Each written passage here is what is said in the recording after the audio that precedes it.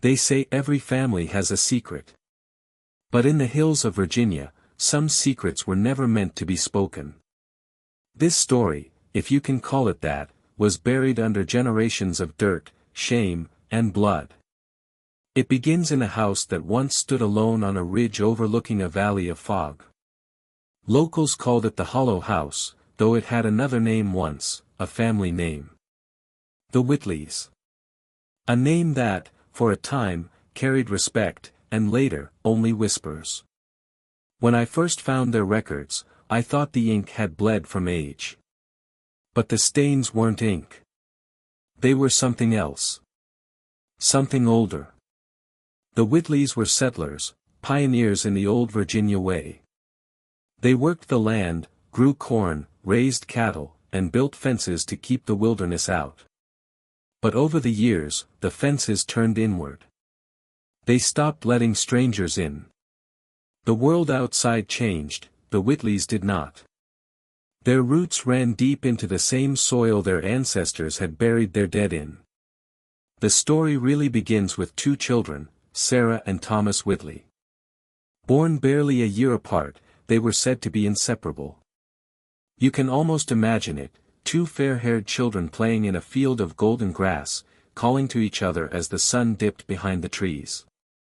But as they grew older, that closeness took a different shape, one that people in the nearby towns couldn't explain, and later, refused to speak of at all. Neighbors said the two never courted anyone else. They rarely left the property. The Hollow House became their entire world, their prison and their kingdom.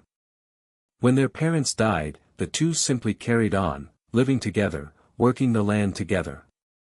No outsiders ever visited, and no one was invited in. Years later, a census taker came to the ridge. The story goes he found the Whitleys waiting for him at the door, pale, silent, polite. He asked his questions. Names, ages, marital status. The brother answered calmly, his hand resting on the woman's shoulder. "This is my wife," he said. The census taker left before nightfall, his papers shaking in his hand. From that day forward, no one climbed the ridge again. You might think this is rumor, the product of small-town gossip or mountain superstition. But the truth is stranger than anything whispered in the dark. In the archives of Nelson County, there is a single document, the marriage record of Thomas and Sarah Whitley. Signed, sealed, and approved by a local preacher who vanished the same year. What drove them to it? Isolation, madness, something inherited from those who came before? Or was it a kind of devotion that defied every law of man and nature?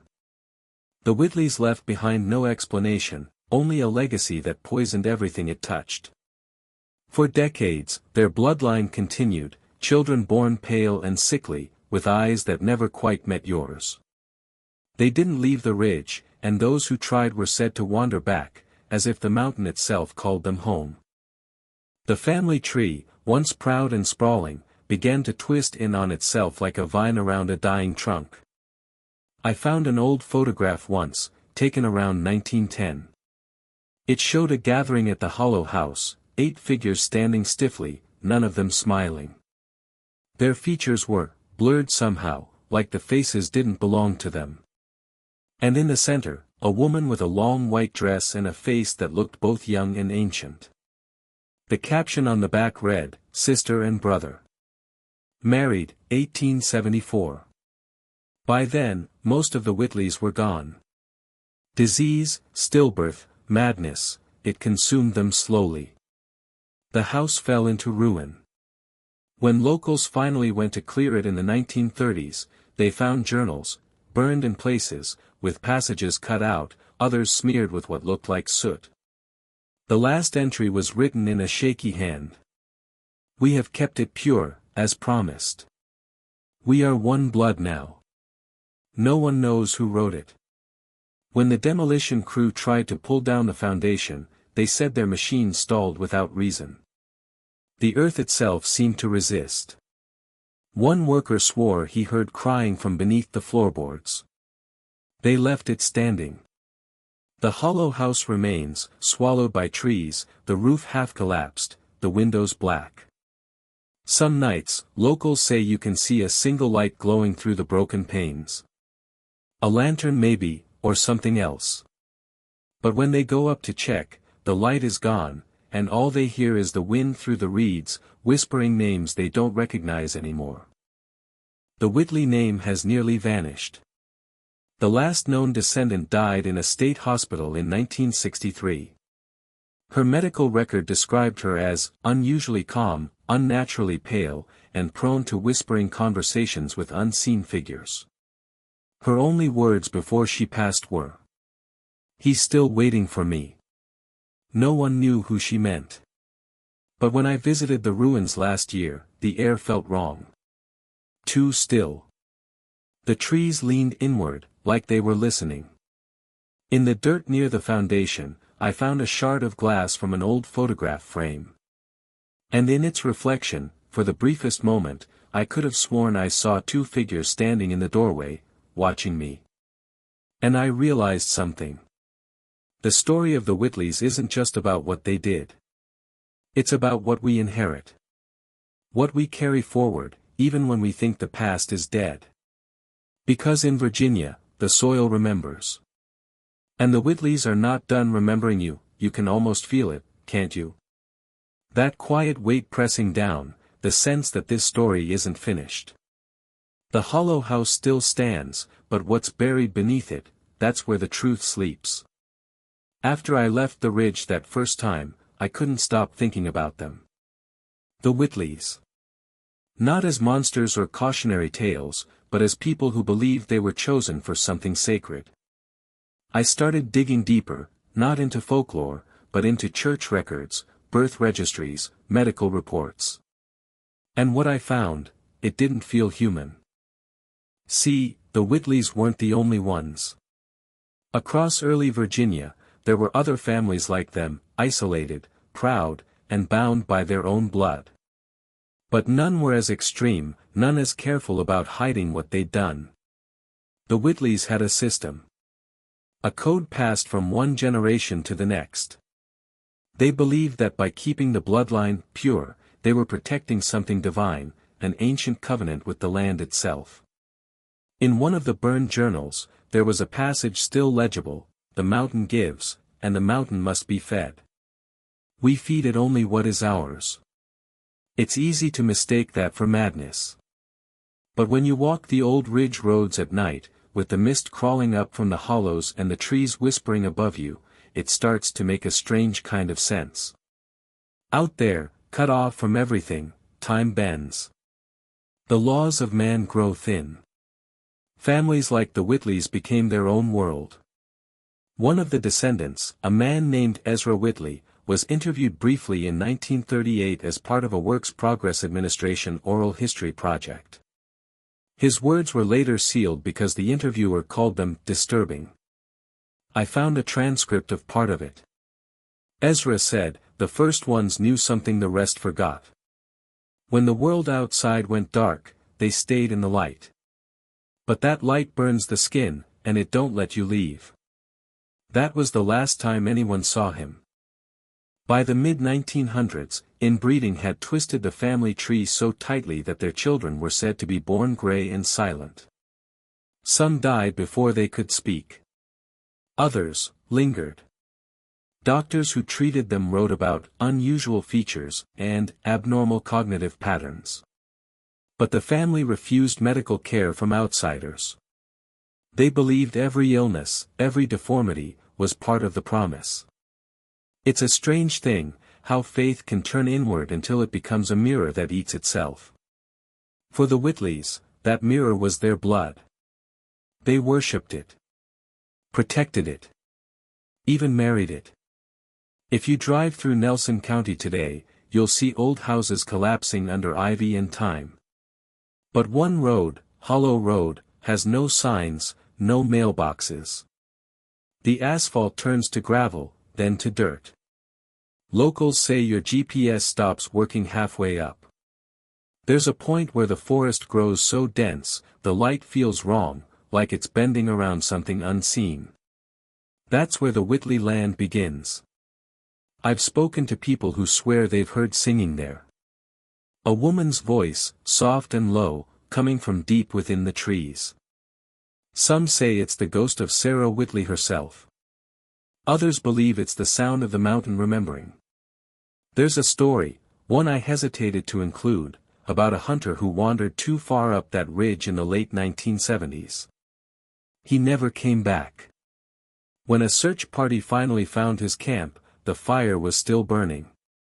His rifle was beside it. The tent was empty, but inside they found a photograph, old and water-stained. A man and a woman, dressed in 19th century clothes. Their faces pale and expressionless. On the back, in fading ink, the words, "You can't unbury what's already home. If you're still watching, you're already braver than most." Tell us in the comments, what would you have done if this was your bloodline? Would you run from it, or would you protect it, like they did? Because there's something about the Whitley story that touches a darker nerve in all of us. The need to belong. The fear of losing where we came from. The temptation to keep what's ours, no matter what it costs. When the state finally seized the Whitley property, they found a cellar that hadn't been opened in decades. The air inside was thick, damp, full of rot. But the walls were lined with carvings, hundreds of names scratched into the stone, generation after generation.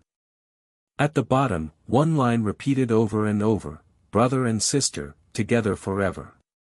Among the bones and old furniture, they found jars sealed with wax, filled with dark soil and something else, something that tested positive for blood. Each jar was labeled with a date, and the word offering. The earliest was from 1874, the year of the marriage. The police reports from that search went missing. The few pages that survived were heavily redacted. But one note remained in the margin, written by the officer in charge. It said simply, "This isn't a crime scene. It's a family altar." When I read that, I understood what the Whitleys had become. They weren't just hiding their shame, they were feeding it. Passing it down like a prayer. And maybe it worked. Because even now, there are people in Nelson County who won't go near that ridge. They say the land still bleeds when it rains. That sometimes, if you listen closely, you can hear laughter, children's laughter, coming from beneath the earth. And the strangest thing? Every few years, someone reports seeing a light moving through the trees. A lantern, carried by a man and woman walking side by side, hand in hand. Always heading toward the house that isn't there anymore. The deeper I went, the more I realized the Whitley story wasn't a ghost tale, it was a wound. A wound that still bleeds quietly beneath the roots of Virginia's hills.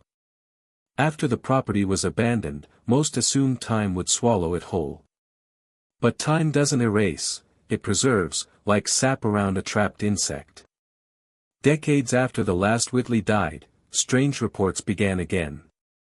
People hiking too far up Hollow Road would vanish for hours, then return disoriented, claiming they'd seen an old house with light in the windows.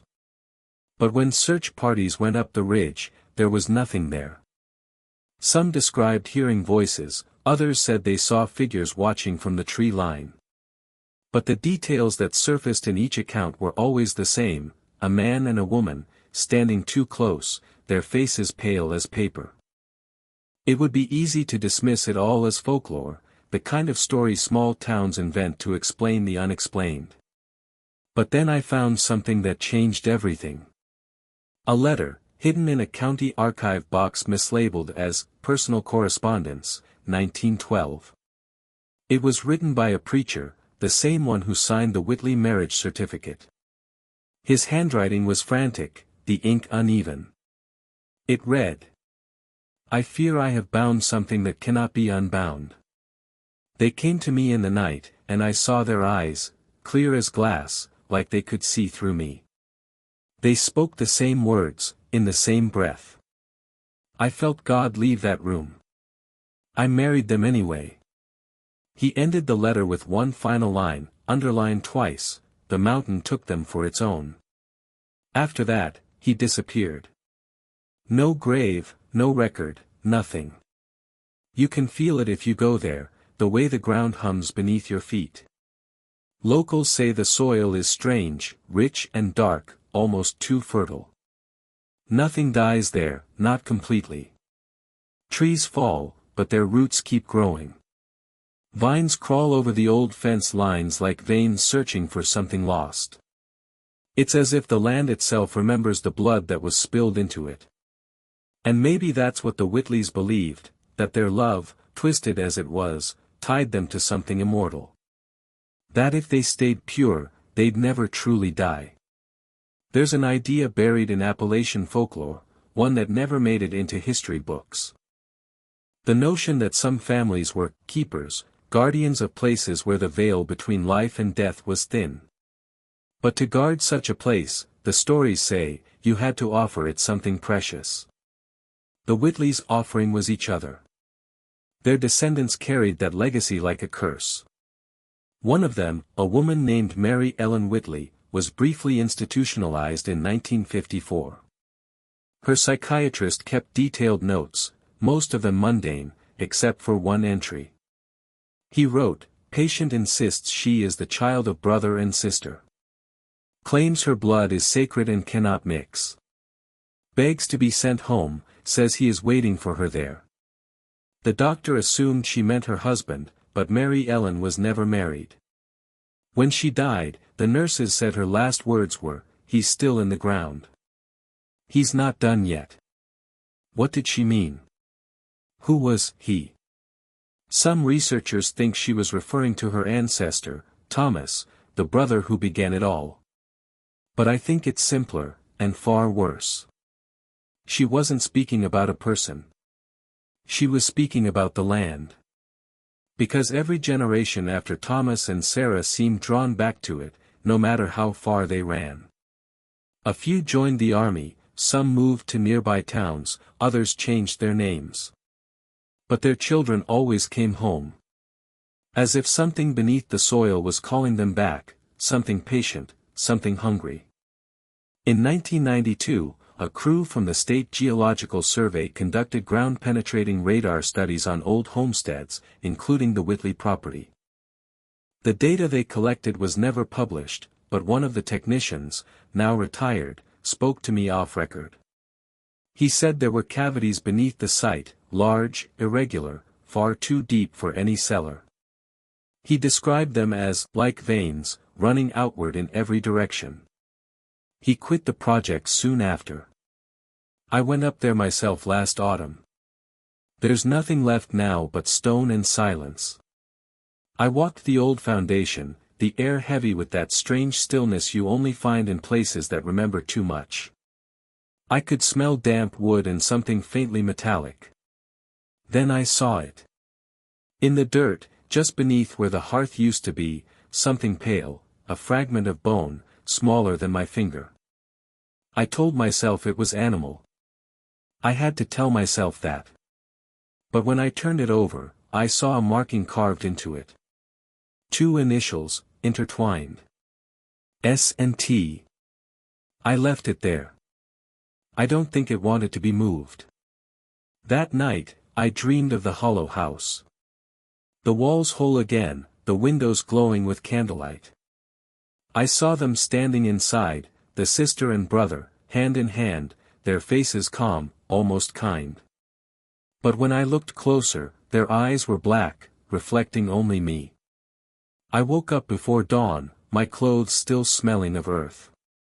There are places in America where the past never ended, it just sank deeper. The Whitleys were not an anomaly, they were a reflection. A reminder that beneath all our progress, there are still corners of this country ruled by old blood, old laws, and older hunger. If you ever find yourself driving through Nelson County, and the road begins to narrow, and the trees start to close in around you, turn back. Because the Whitley Ridge isn't just a story. It's a door. And doors, once opened, do not close again. Somewhere up there, through the fog and rot, the mountain still breathes. The lantern still flickers. And if you listen carefully, through the hum of the night, you might hear two voices whispering from the dark. We are one blood now. And if you do, don't answer.